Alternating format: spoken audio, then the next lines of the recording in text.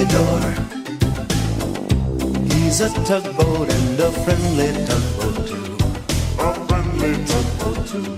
Oh, Theodore likes to do the things that friendly tugboats do.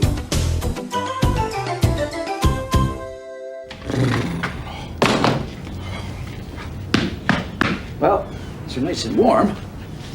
And they probably won't slip on the ice, so look at that.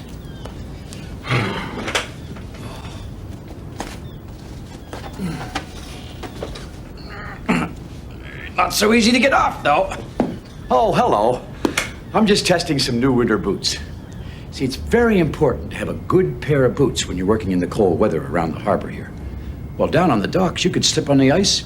You could fall right in the chilly water. Now that would be cold. No, I don't make mistakes when it comes to something as important as boots.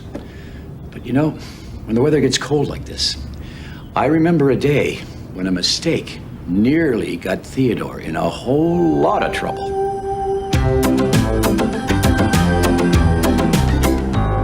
It was the coldest day in the big harbor anyone could remember in a long time. It was so cold that the dispatcher was wearing earmuffs and a scarf. Good morning, He said.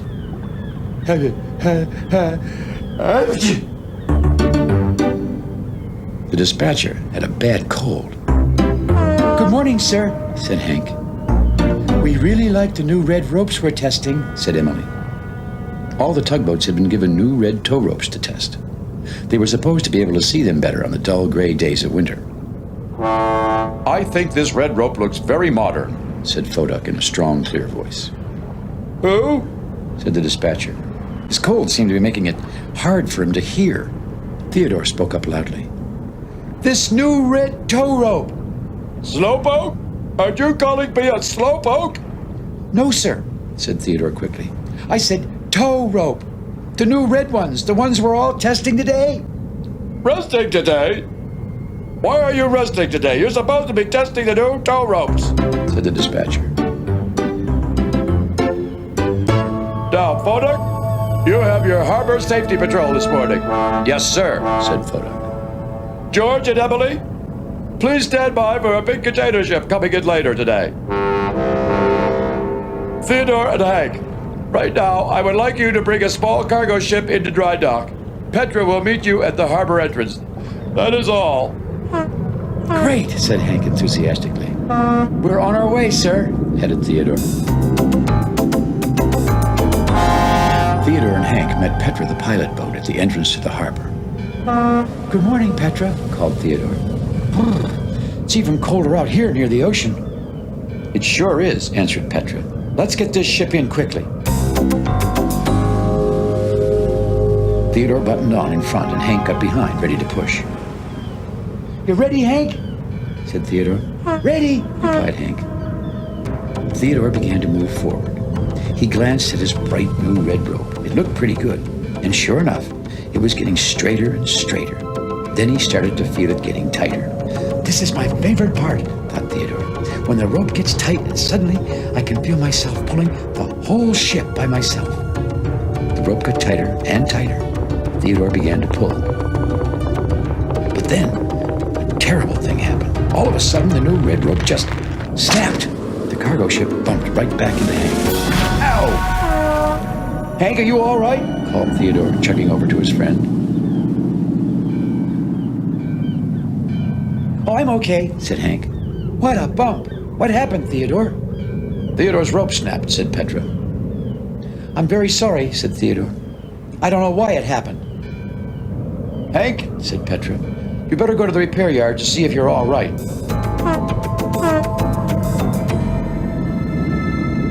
"And you need to go back to the dock, Theodore," Petra continued. "I'll use my radio to call the dispatcher and ask him to send another tug to finish this job." "Okay," said Theodore sadly. He felt badly about what had happened. He thought he had made some kind of mistake, but he wasn't quite sure what it was.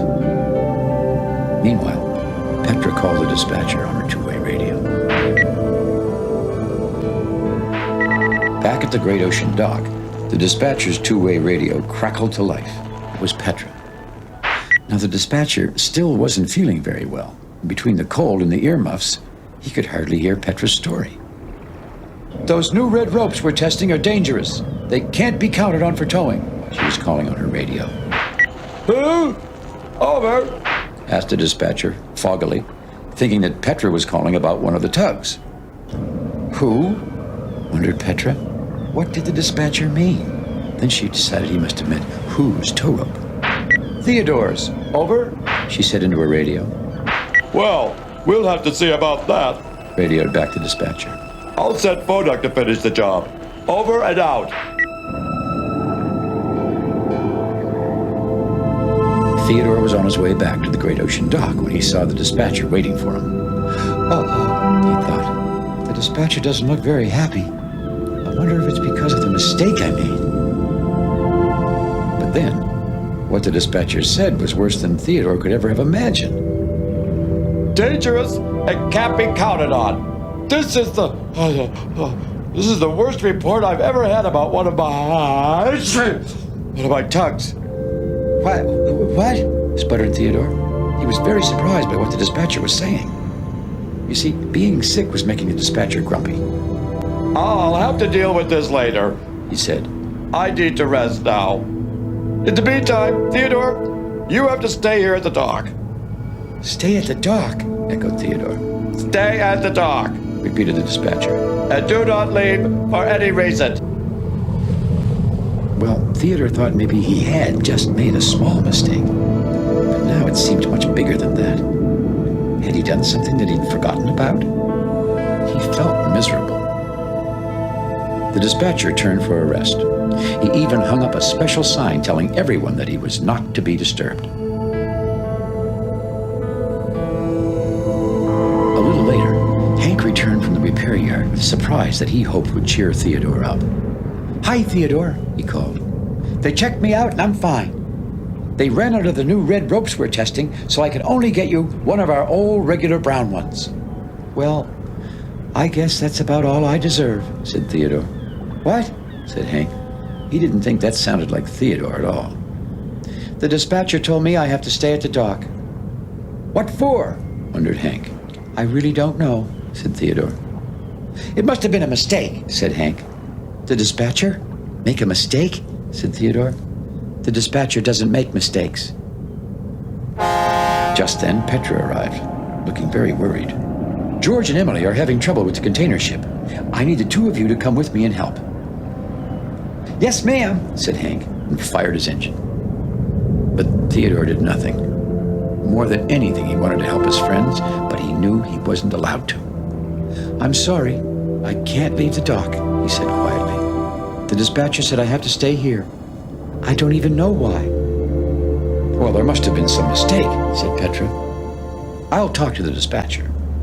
But then Petra saw the "Do Not Disturb" sign the dispatcher had hung up. Petra made up her mind then and there. "Theodore," she said, "I'm the pilot boat on this job, and I need you. I'm ordering you to leave the dock right now." Well, Theodore was needed. And after all, Petra had given an official pilot boat order. Off he went. Theodore and Hank followed Petra to where George and Emily were waiting. By now, George and Emily were really in a fix. "We were trying to bring in the container ship," said Emily, "when both of our new red ropes snapped." "We need someone else to button on and pull this ship," said George. "You better go ahead, Hank," said Theodore. "I shouldn't even be here." "I'll try," said Hank. He had never pulled a ship from up front before, but this was an emergency. Hank buttoned his new red rope onto the ship and slowly began to pull. All of a sudden, his new red rope snapped too. "Oh no," said Petra. "That's the fourth new rope this morning. They just don't work. How are we ever going to get this ship in?" Theodore was thinking. He looked around at the broken red ropes dangling from the other tugs. Suddenly, he had the answer. "I think the new red ropes are snapping because it's so cold." Theodore floated into the middle of the group. "I have one of my regular old tow ropes. Maybe the regular ropes won't snap." Try it, Theodore, said Petra. Yes, please try, agreed the container ship. I must get into the dock. Theodore buttoned his regular old tow rope onto the container ship. Slowly, he began to pull. Soon he would be pulling the ship, but would the old tow rope work? The container ship started to move, just a little bit at first. All the others held their breath. Theodore's rope was stretched out all the way. Theodore made a determined face and gave the ship his mightiest pull. And the big container ship followed behind.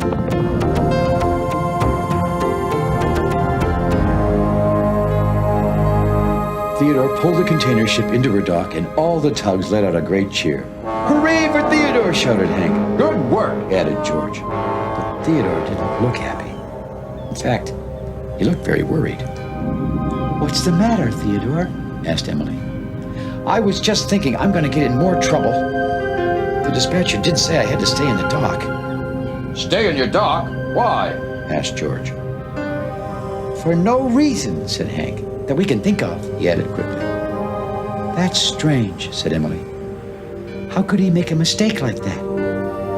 The dispatcher doesn't make mistakes, said Theodore. Just then, Petra hurried away. Let's get back to the dock, said Hank. I'm cold.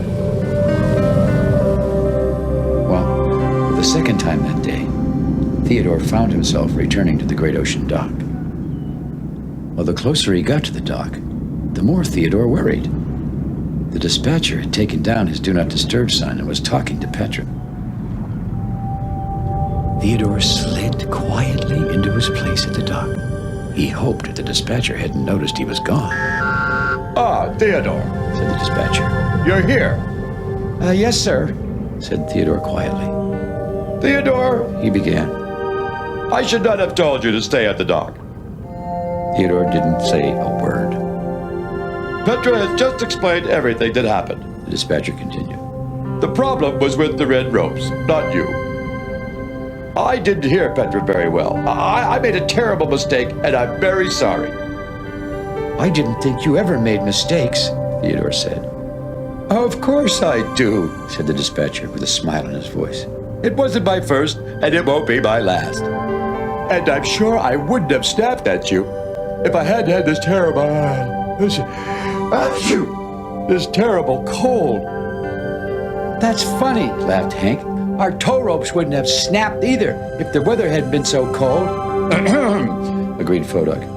It was a real cold snap. And everyone, even the dispatcher, had a good laugh about that.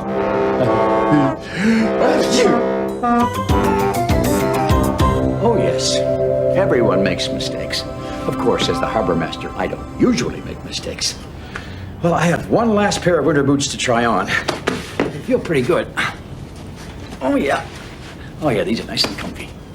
Oh, these will be perfect for wearing in the cold weather around the harbor. Oh, yeah, these are great. Well, thanks for visiting us all in the big harbor. We'll see you all again next time. I think I made a mistake.